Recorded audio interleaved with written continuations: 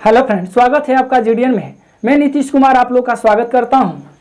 आज मैंने जितने क्वेश्चन लिए हैं वो सभी इंपॉर्टेंट और सिलेक्टेड है। जो आप किसी भी एग्जाम की तैयारी कर रहे हो, ये आपको वीडियो सबसे यूजफुल रहने वाला है। तो चलिए शुरू करते हैं। पहला क्वेश्चन है कि पुलित्जर पुरस्कार किस क्षेत्र में दिया जाता है? तो इसका राइट आंसर हो जाएगा आपका पत्रकारिता के क्षेत्र में।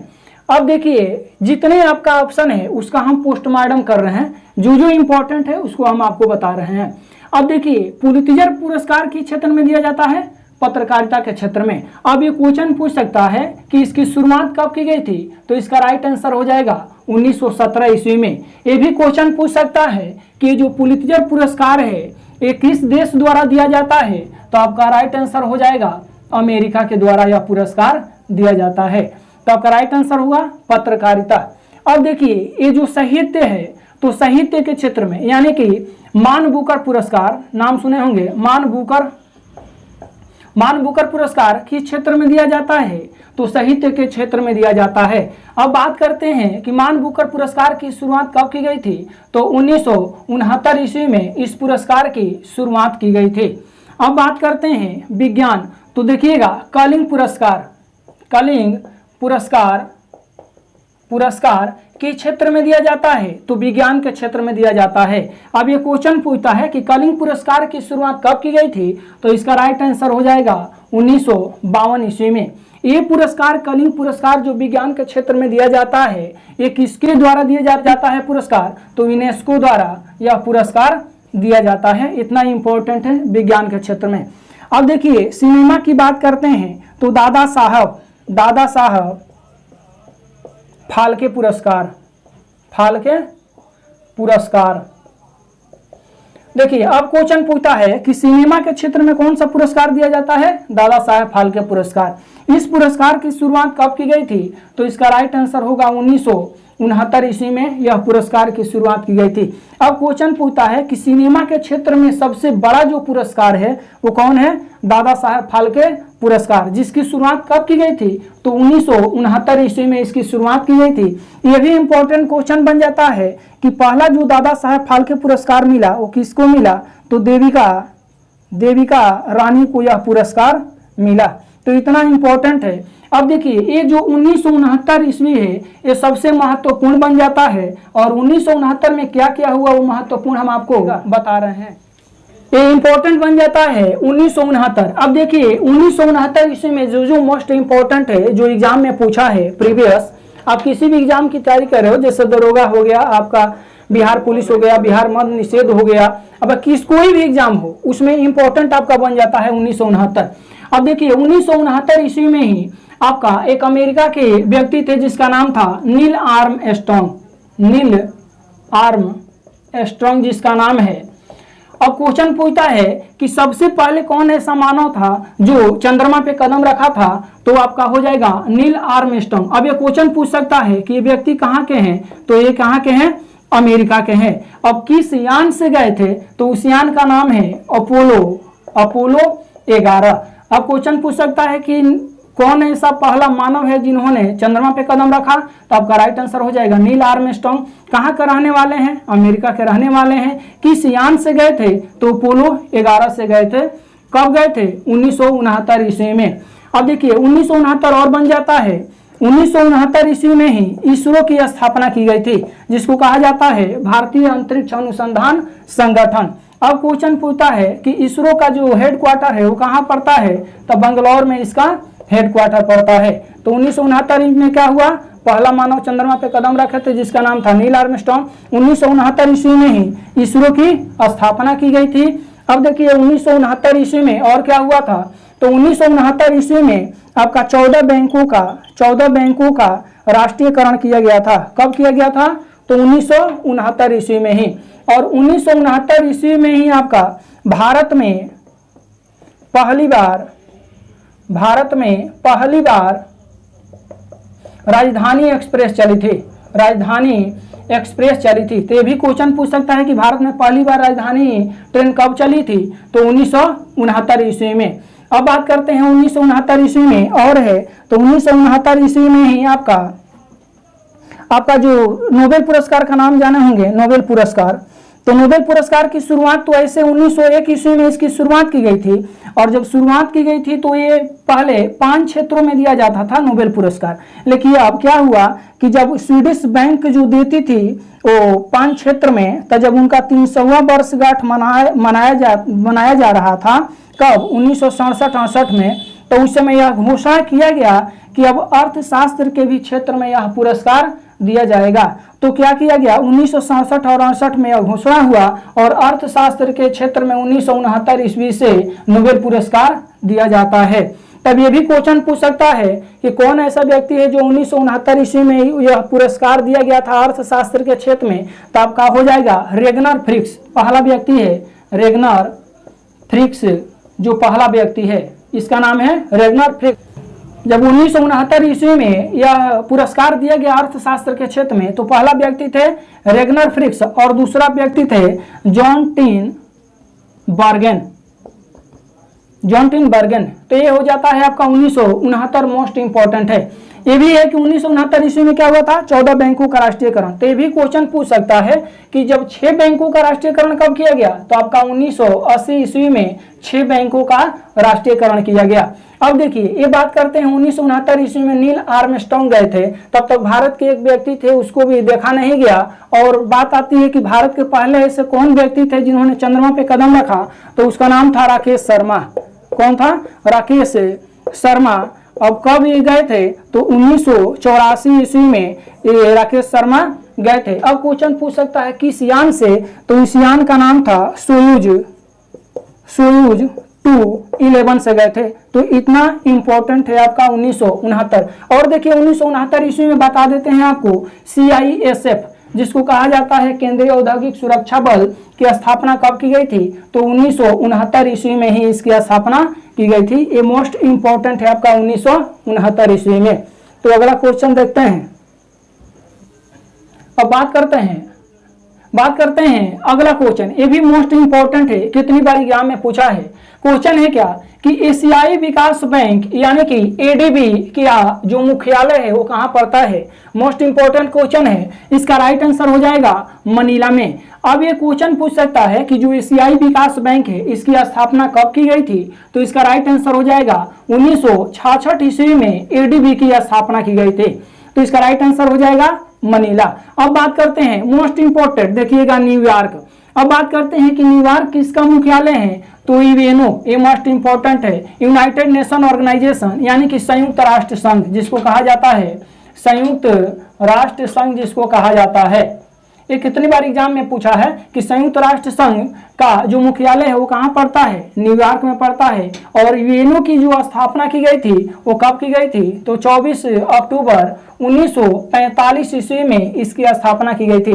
तो इतना क्वेश्चन पूछ सकता है, यूएनओ का मुख्यालय कहाँ है, तो न्यूयॉर्क में है। यूएनओ का फुल फॉर्म क्या है, यूनाइटेड नेशन ऑर्गेनाइजेशन यानी कि संयुक्त राष्ट्र संघ। इसकी स्थापना कब की गई थी, तो 24 अक्टूबर 1945 ईस्वी में। यूएनओ दिवस कब मनाया जाता है, तो 24 अक्टूबर को यूएनओ दिवस मनाया जाता है, मोस्ट इंपॉर्टेंट है। अब देखिए बात करते हैं आपका जेनेवा। तो जेनेवा देखिए 2 का मुख्यालय है, एक हो जाता है WTO और एक हो जाता है WHO, यानी कि इसको कहा जाता है विश्व व्यापार संगठन, विश्व व्यापार संगठन इसको कहा जाता है। और इसको कहा जाता है WHO का विश्व स्वास्थ्य संगठन इसको कहा जाता है। अब देखिए WTO का भी मुख्यालय कहाँ है, जेनेवा में है। WHO का भी मुख्यालय कहाँ है, जेनेवा में है। अब बात करते हैं कि जो WTO की स्थापना की गई थी वो कब की गई थी, तो 1 जनवरी 1995 ईस्वी में WTO की स्थापना की गई थी। अब बात करते हैं WHO की, तो WHO की स्थापना कब की गई थी, तो 7 अप्रैल 1948 ईस्वी में WHO की स्थापना की गई थी। अब यहाँ से एक क्वेश्चन पूछता है कि विश्व स्वास्थ्य दिवस कब मनाया जाता है, तो इसका राइट आंसर हो जाएगा 7 अप्रैल को विश्व स्वास्थ्य दिवस मनाया जाता है। मोस्ट इंपॉर्टेंट है आपका WHO। तो WHO और WTO का मुख्यालय कहाँ पड़ता है, जेनेवा में पड़ता है। अब बात करते हैं, देखिए ब्रुसेल्स जो है, तो ब्रुसेल्स नाम सुने हैं, नाटो का जो मुख्यालय है वो कहाँ पड़ता है, ब्रुसेल्स में। और नाटो की जो स्थापना की गई थी वो 1949 ईस्वी में नाटो की स्थापना की गई थी। मोस्ट इंपॉर्टेंट है आपका, इतना क्वेश्चन है। अब देखिए अगला जो क्वेश्चन है आपका मोस्ट इंपोर्टेंट ये भी है, ये तो दरोगा का सबसे फेवरेट क्वेश्चन है। और अनुच्छेद की बात करते हैं तो आप दरोगा का पीटी हो चाहे मेंस हो, आपको 2 या 3 क्वेश्चन दरोगा में आपको इससे मिलता है क्वेश्चन अनुच्छेद से। कोई भी एग्जाम हो अनुच्छेद आपका मोस्ट इंपोर्टेंट बन जाता है। लगभग 100 या 150 अनुच्छेद याद कर लेंगे, कोई भी ऐसा एग्जाम नहीं है जिसको आप उसमें से आपको देखने को नहीं मिलेगा। तो मोस्ट इंपोर्टेंट जो अनुच्छेद है आपको हम बता रहे हैं। क्वेश्चन है कि निर्वाचन आयोग का गठन किस अनुच्छेद में है, तो इसका राइट आंसर हो जाएगा 324। निर्वाचन आयोग का गठन किस अनुच्छेद में है, इसका राइट आंसर हो जाएगा 324।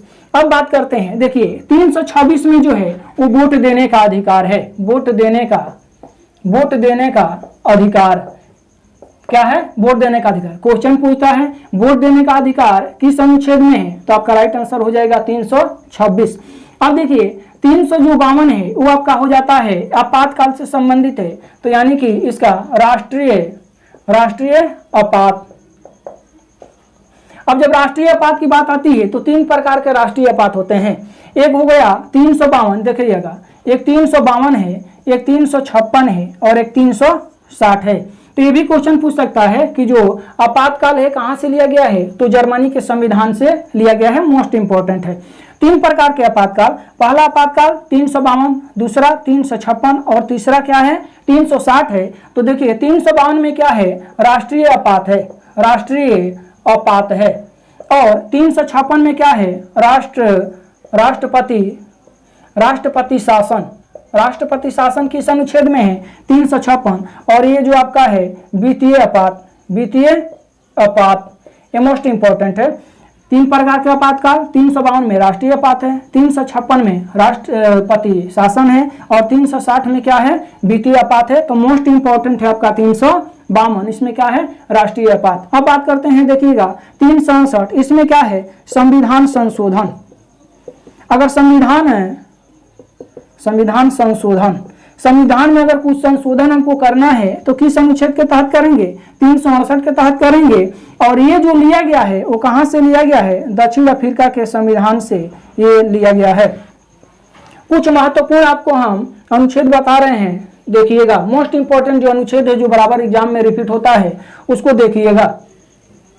कुछ महत्वपूर्ण अनुच्छेद जान लेते हैं जो बराबर एग्जाम में आपको रिपीट होता है, जो मोस्ट इंपोर्टेंट है। ऐसे तो मान लीजिए कि मूल संविधान बना था तो मूल संविधान में टोटल अनुच्छेद कितने थे, तो देखिए टोटल अनुच्छेद उस समय था ना, टोटल अनुच्छेद आपके कितने थे 395। लेकिन वर्तमान में अगर बात करते हैं तो 470 के आसपास में आपका अनुच्छेद हो गया है। तो मोस्ट इंपोर्टेंट क्वेश्चन पूछेगा मूल संविधान में अनुच्छेद कितने हैं, तो 395 और वर्तमान में अनुच्छेद कितने हो गए हैं, तो 470। ये भी क्वेश्चन पूछ सकता है, यहाँ से थोड़ा सा चलते हैं।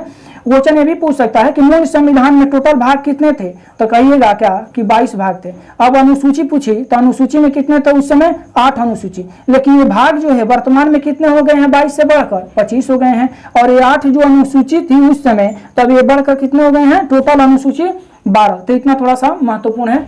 अब देखिएगा ये जो है ना क्या है 17, तो इसमें क्या है, अस्पृश्यता का अंत चाहे छुआछूत का अंत, छुआछूत का अंत कह सकते हैं, अस्पृश्यता का अंत या छुआछूत का अंत मोस्ट इंपोर्टेंट है 17। ये जो है 18 में उपाधियों का अंत किसमें है, तो अनुच्छेद 18 में है। 19 में क्या है, अभिव्यक्ति की स्वतंत्रता, 19 में क्या है, अभिव्यक्ति की स्वतंत्रता मोस्ट इंपोर्टेंट है आपका 19 भी। अब देखिए 21 भी मोस्ट इंपोर्टेंट है, प्राण एवं दैहिक स्वतंत्रता, ये भी मोस्ट इंपोर्टेंट है, कितनी बार एग्जाम में पूछा है। ये देखिएगा 21A सो मोस्ट इंपोर्टेंट है। 21A में क्या है कि 6 से 14 वर्ष के जो उम्र के बच्चे हैं उसको क्या करना है, निःशुल्क शिक्षा देना है। किस अनुच्छेद में, 21A में। अब देखिए ये तो पहले नहीं था, 395 में इसको शामिल नहीं किया गया था, लेकिन इसको कब शामिल किया गया, तो इंपॉर्टेंट है 86वां संविधान संशोधन 2002 में इसको क्या किया गया, शामिल किया गया। तो भी क्वेश्चन पूछ सकता है कि 21A को कब शामिल किया गया, तो 86वां संविधान संशोधन 2002 में इसको शामिल किया गया। तो इसमें क्या है, 6 से 14 वर्ष से उम्र के बच्चों को निःशुल्क शिक्षा देना। अब देखिए 40 में क्या है, तो 40 में है ग्राम पंचायत। अब बात आती है 45 में, देखिएगा यही जो आपका है 45 और यहाँ पे क्या है 21A में। तो 21A में क्या है कि 6 से 14 वर्ष के उम्र के बच्चों को निःशुल्क शिक्षा देना, और इसमें क्या हो जाएगा कि 6 से 14 वर्ष से कम उम्र के बच्चों को निःशुल्क शिक्षा देना। तो यहाँ थोड़ा सा अंतर हो जाता है, समझ रहे हैं ना। तो यहाँ ध्यान देना 21A और 45 में अंतर है। अब देखिए 32 जो है मोस्ट इंपॉर्टेंट है, संवैधानिक उपचारों का संवैधानिक उपचारों का अधिकार, उपचारों का अधिकार। अब यहां से 32 से मोस्ट इंपोर्टेंट आ जाता है। ये 32 जो है हमारा मौलिक अधिकार का ये छठा भाग है। जैसे मौलिक अधिकार में टोटल कितने अधिकार हैं, आपको पहले 7 मिला था, लेकिन संपत्ति के अधिकार को कब हटा दिया गया, 44वां संविधान संशोधन 1978 ईस्वी में एक अधिकार को हटा दिया गया, जिस अधिकार का नाम था संपत्ति का अधिकार। उसको कहाँ रख दिया गया, तो 300 कानूनी अधिकार में रख दिया गया। तो यही जो आपका 32 है, इसे संविधान की आत्मा भी कहा जाता है। अब ये क्वेश्चन पूछ सकता है कि संविधान की आत्मा किसको कहा जाता है, तो संवैधानिक उपचारों के अधिकार को संविधान का आत्मा कहा जाता है। अब यहाँ क्वेश्चन फंसेगा, देखिएगा संविधान की आत्मा 32 को भी कहा जाता है और किसको कहा जाता है, प्रस्तावना को भी कहा जाता है संविधान की आत्मा। तो जब क्वेश्चन में लगा दे कि डॉक्टर BR अम्बेडकर ने किसे संविधान की आत्मा कहा, तो आपका राइट आंसर हो जाएगा अनुच्छेद 32। अब क्वेश्चन पूछेगा कि पंडित जवाहरलाल नेहरू संविधान की आत्मा किसे कहा, तो प्रस्तावना को कहा। तो यहाँ से डिफरेंट है, थोड़ा अलग अलग। अब देखिए अब आगे देखते हैं, हाँ थोड़ा सा जान लेते हैं यहाँ भी। अब देखिए अनुच्छेद जो 32 है, इसके तहत ही क्या होता है, 5 प्रकार के रिट जारी किया जाता है। तो 5 प्रकार के रिट में क्या होता है ना कि एक हो जाता है सुप्रीम कोर्ट और एक हाई कोर्ट। तो सुप्रीम कोर्ट अनुच्छेद 32 के तहत रिट जारी करता है और हाई कोर्ट जो है वो 226 के तहत रिट जारी करता है। और रिट कितने प्रकार के होते हैं, तो 5 प्रकार के रिट होते हैं। तो पहला नोट कर लीजिएगा आपका बंदी प्रत्यक्षीकरण, दूसरा हो जाएगा आपका परमादेश, तीसरा हो जाएगा प्रतिषेध, और चौथा हो जाएगा उत्प्रेषण, और 5वां हो जाएगा अधिकार परीक्षा, लेकिन मोस्ट इंपॉर्टेंट है। अब बात करते हैं, देखिएगा 52 में क्या है, तो राष्ट्रपति का पद है। राष्ट्रपति का क्या है, पद है। यानी कि किस अनुच्छेद में राष्ट्रपति होंगे, अनुच्छेद 52 में एक राष्ट्रपति होंगे। 61 में क्या है, तो महाभियोग, महाभियोग, ये मोस्ट इंपॉर्टेंट है, महाभियोग। अब देखिए राष्ट्रपति अपने पद पे हैं और पद पे रहते हुए अगर अपना कार्य सही ढंग से नहीं करते हैं तो उसके ऊपर क्या किया जाता है, महाभियोग लाया जाता है। किस अनुच्छेद के तहत, अनुच्छेद 61 के तहत महाभियोग लगाकर राष्ट्रपति को उसके पद से हटाया जा सकता है। अब देखिए 72 जो है वो क्षमादान की शक्ति, क्षमादान की शक्ति मोस्ट इंपॉर्टेंट। 72 में क्या है, क्षमादान। क्षमादान कौन कर सकते हैं, राष्ट्रपति। इस क्षमादान में मृत्यु दंड को भी माफ कर सकते हैं, लेकिन एक क्षमादान है राज्यपाल। यहाँ क्या है, यहाँ भी 161 में क्षमादान की शक्ति है। तो यहाँ 72 में राष्ट्रपति कर सकते हैं, यहाँ 161 में कौन कर सकते हैं, राज्यपाल। लेकिन ये मृत्यु दंड को राष्ट्रपति माफ कर सकते हैं, लेकिन राज्यपाल मृत्यु दंड को माफ नहीं कर सकते हैं। Most important. ये देखिए 85 में क्या है, तो 85 में है लोकसभा का विघटन, लोकसभा का विघटन हो जाएगा आपका। अब बात करते हैं 76 में, तो महान्यायवादी, महान्यायवादी किस अनुच्छेद में, तो 76 में महान्यायवादी होंगे। 108 में क्या है, तो संयुक्त अधिवेशन है, संयुक्त अधिवेशन। 108 में क्या है, संयुक्त अधिवेशन। अब यहां से क्वेश्चन पूछ सकता है कि संयुक्त अधिवेशन बुलाते कौन है, तो राष्ट्रपति बुलाते हैं, लेकिन उसकी अध्यक्षता कौन करता है, तो लोकसभा का अध्यक्ष करता है। यहां से मोस्ट इंपोर्टेंट है, ध्यान दीजिएगा। संयुक्त अधिवेशन कौन बुलाते हैं, राष्ट्रपति। उसकी अध्यक्षता कौन करते हैं, तो लोकसभा के अध्यक्ष। अब देखिए 280 में क्या है, वित्त आयोग का गठन, वित्त आयोग का गठन। अब बात करते हैं 123 में क्या है, 123 में है अध्यादेश, अध्यादेश। और 213 में देखिए अध्यादेश ये राष्ट्रपति वाला, 213 में राज्यपाल द्वारा अध्यादेश। तो मोस्ट इंपोर्टेंट आपका अनुच्छेद है जो एग्जाम में बराबर रिपीट होता है। इसके पहले हम एक वीडियो अनुच्छेद के डाल चुके हैं, उसको जाकर देख लीजिएगा, प्लेलिस्ट में वो वीडियो पड़ा है। मोस्ट इंपोर्टेंट अनुच्छेद डाला गया है। तो चलिए अगला क्वेश्चन देखते हैं। अगला क्वेश्चन है, देखिए पंचतंत्र पुस्तक के जो लेखक है, मोस्ट इंपोर्टेंट है, पंचतंत्र पुस्तक के लेखक कौन है, कितनी बार एग्जाम में रिपीट किया है। वीडियो तो लंबा हो जा रहा है ना, तो शॉर्ट में थोड़ा जान लेते हैं, फिर अगले वीडियो में देखेंगे क्वेश्चन जो महत्वपूर्ण क्वेश्चन है। अगर वीडियो अच्छा लगे तो लाइक कीजिएगा, सब्सक्राइब भी कीजिएगा और दोस्तों के पास शेयर भी कीजिएगा। तो चलिए देखते हैं इसका आंसर। पंचतंत्र पुस्तक के लेखक कौन है? तो इसका राइट आंसर हो जाएगा विष्णु शर्मा। कौन है? पंचतंत्र पुस्तक के लेखक है। अब देखिए महात्मा गांधी के जो महत्वपूर्ण पुस्तक है तो जान लेते हैं। महात्मा गांधी के यंग इंडिया जो है महात्मा गांधी का भी पुस्तक है। अब बात आते हैं, एक पत्रिका है जिस पत्रिका का नाम है हरिजन पत्रिका। हरिजन पत्रिका किनका है? तो ये भी महात्मा गांधी का ही है। एक और है नवजीवन, ये भी किसका है? तो महात्मा गांधी का ही है।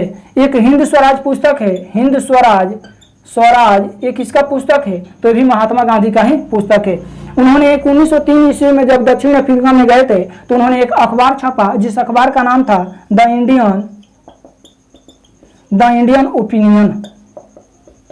ओपिनियन। ये मोस्ट इंपॉर्टेंट है, कितनी बार एग्जाम में पूछा है कि द इंडियन ओपिनियन किसके द्वारा लिखी गई अखबार है? तो आपका महात्मा गांधी, तो मोस्ट इंपॉर्टेंट बन जाता है। तो महात्मा गांधी, यंग इंडिया, हरिजन, नवजीवन, हिंद स्वराज और द इंडियन ओपिनियन। एक और है जिसका नाम है my experiment with truth, Mahatma Gandhi का ही है। तो इतना ध्यान दीजिएगा। और मेगास्थनी जो पुस्तक है किसके द्वारा लिखी गई है? इंडिका द्वारा लिखी गई है, मोस्ट इंपॉर्टेंट है। जय द्वारा, एक जानते हैं जय द्वारा जो लिखी गई पुस्तक है जिसका नाम है गीत गोविंद जो पुस्तक है किसके द्वारा लिखी गई है? तो जय द्वारा लिखी गई है, मोस्ट इंपॉर्टेंट पुस्तक है। तो बस आज के लिए इतना ही, फिर अगले वीडियो में मिलेंगे, तब तक के लिए जय हिंद।